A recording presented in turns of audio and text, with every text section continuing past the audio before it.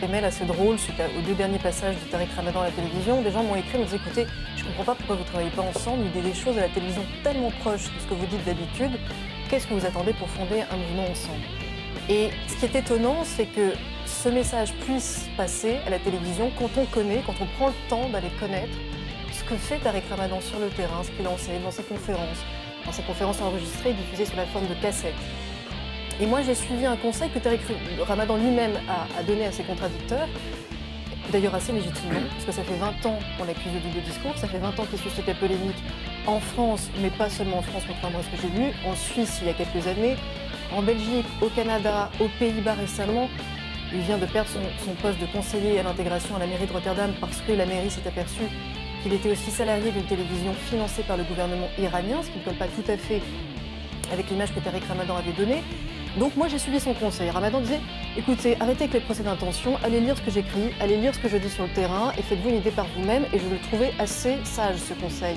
Donc j'ai fait sur lui ce que j'ai fait sur tous les autres extrémismes ou non-extrémismes sur lesquels j'ai travaillé. J'ai travaillé sur des mouvements plutôt du Front National, moi à mes débuts, sur les intégristes chrétiens, sur les intégristes juifs, depuis quelques années aussi sur les intégristes musulmans. Et j'ai fait sur Tariq Ramadan ce que j'ai fait sur un Pat Robertson, sur un Jerry Falwell, sur une Christine Boutin.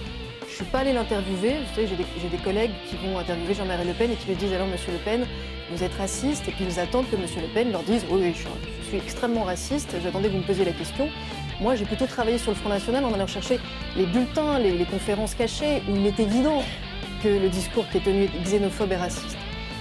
Mais il y avait une difficulté supplémentaire avec Tariq Ramadan, c'est cette histoire du double discours, auquel, sincèrement, j'avais même moi un peu de mal à croire, parce que c'est un peu énorme, c'est un peu gros, et je comprends très bien que les gens qui n'ont pas fait le travail depuis maintenant 5 ans que je fais sur les discours de Ramadan se disent c'est un peu gonflé quand même, et c'est un peu douteux de parler de double discours en permanence. Sauf que je suis obligée de le dire, et d'autres l'ont dit avant moi, beaucoup d'intellectuels libanais, algériens, égyptiens, mais aussi européens, des Gilles Kepel, des Antoine Sfer, des Mohamed Sifaoui, des Raleb Bencher, des Leila Babès, des Michel Renard, plein d'autres l'avaient dit avant moi.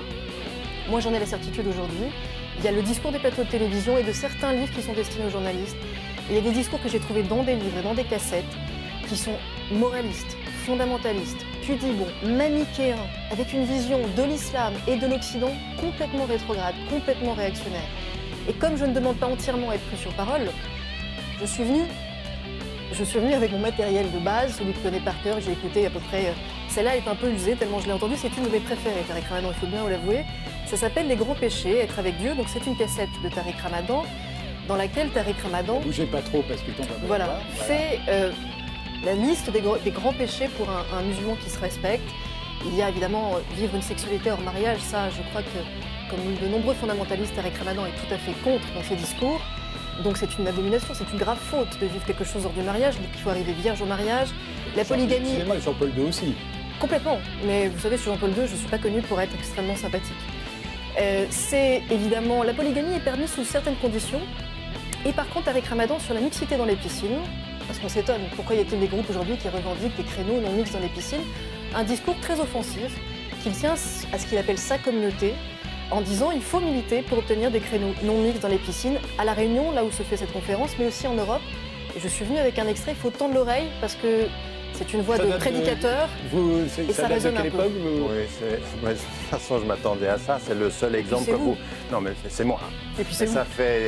Ça date de plus de 12 ans, mais ça, c'est pas une question.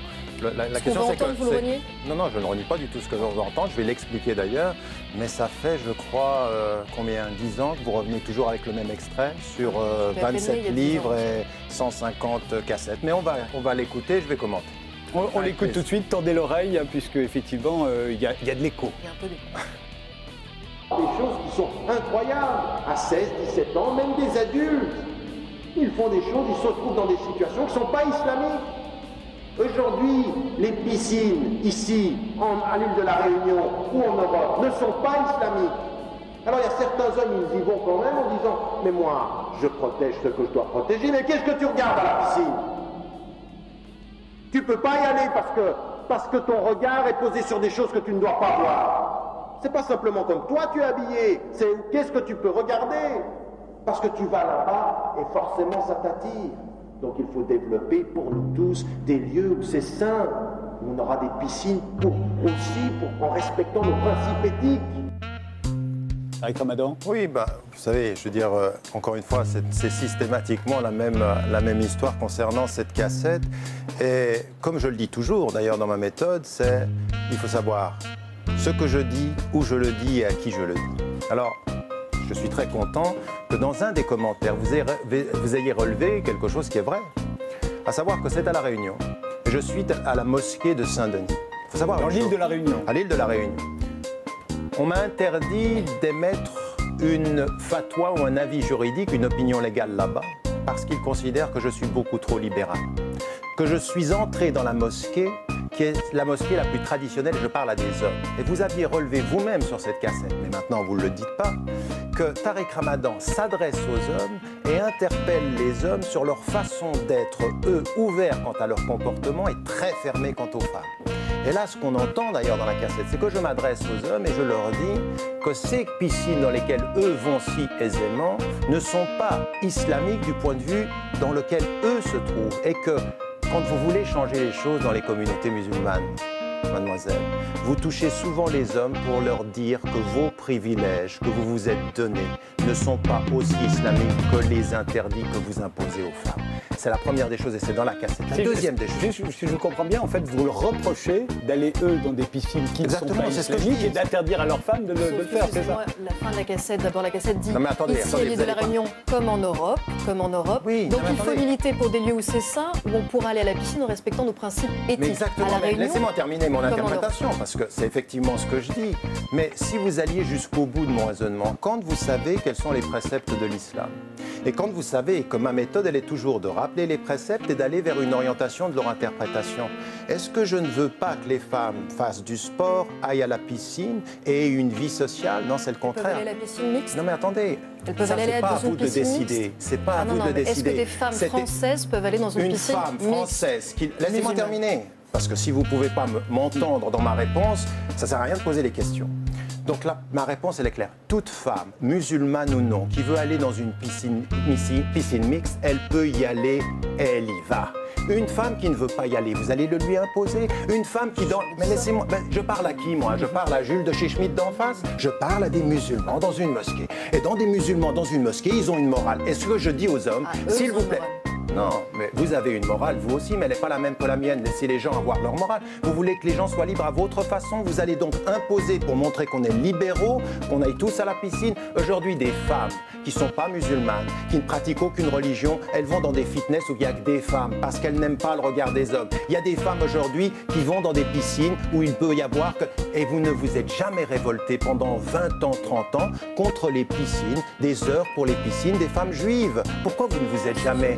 Pourquoi vous... Non, je ne vous ai jamais entendu clairement. Non, attendez, je l'ai dit, mais vous êtes...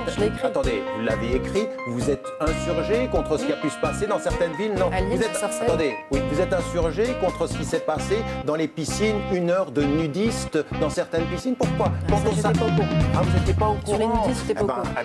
Vous n'étiez pas au courant. Donc en fait... Mais c'est pas la même chose. Attendez. Quand les femmes se dénudent plus, elles peuvent aller tout seules, mais quand les femmes s'habillent davantage, elles ne peuvent pas.